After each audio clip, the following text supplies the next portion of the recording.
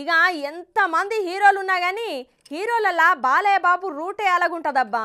అప్పుడప్పుడు కొంతమంది ఫ్యాన్స్ని కొట్టినా కొన్ని లక్షల మందికి పెట్టిన చెయ్యి సుత బాలయ్యదేనుల్లో. అసొంటిది బాలయ్య ఒక ఫ్యాన్ కోసం ఏం చేసిండో చూడుర్రి.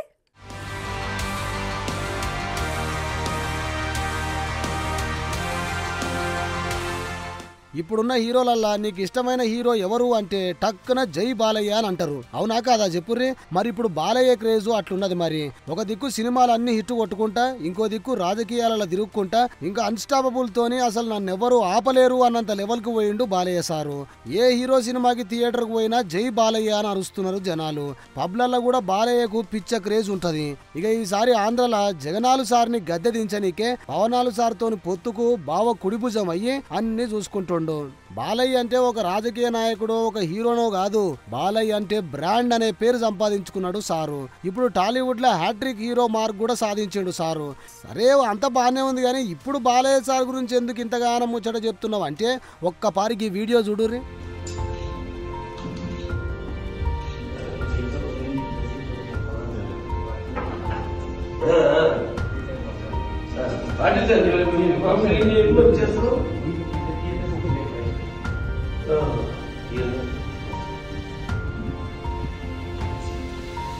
కాదయ్యా అది కాదు.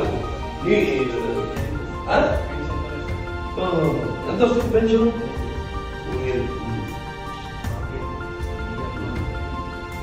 పేరు పేరు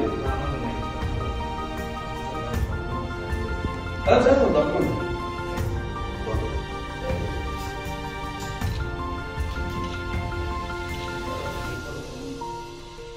చూసిర్రా సారథి ఎంత గొప్ప మనసో. పుట్టపర్తిలో ఉండేకి దివ్యాంగుడు బాలయ్యని కలిసేటందుకు హిందూపురం వచ్చిండు. ఇక ఆయన్ని చూసిన సారు అయ్యో నన్ను కలవనికి అంత దూరంకి వెళ్ళి ఎందుకు వచ్చినావు అని ఇగోకి ఇట్లా దగ్గరికి తీసుకొని ఆప్యాయంగా పలకరించిండు.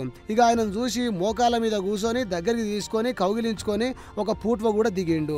ఇక చూసిన బాలయ్య అభిమానులు మా బాలయ్య బంగారం అని నెట్టింట్ల కమెంట్లు పెడుతున్నారు. గింత పర్పత వస్తేనే అసలు భూమి మీద ఆగరు కొంతమంది.